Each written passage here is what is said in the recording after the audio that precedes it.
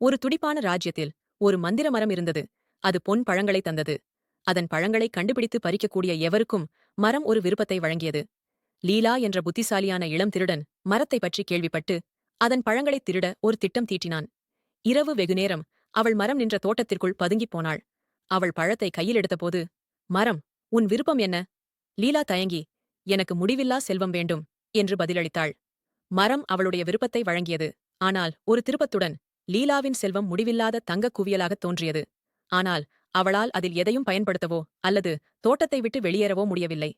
மரத்தின் மந்திரம் அவளுடைய புதிய செல்வங்கள் அவளுடைய பேராசையின் நிலையான நினைவூட்டலாக மட்டுமே உதவியது. தன் தவறை உணர்ந்து கொண்ட லீலா தன் எஞ்சிய நாட்களை மந்திர மரத்தை பராமரிப்பதிலும் வாழ்க்கையின் எளிய சந்தோஷங்களை பாராட்டக் கற்றுக்கொண்டாள்.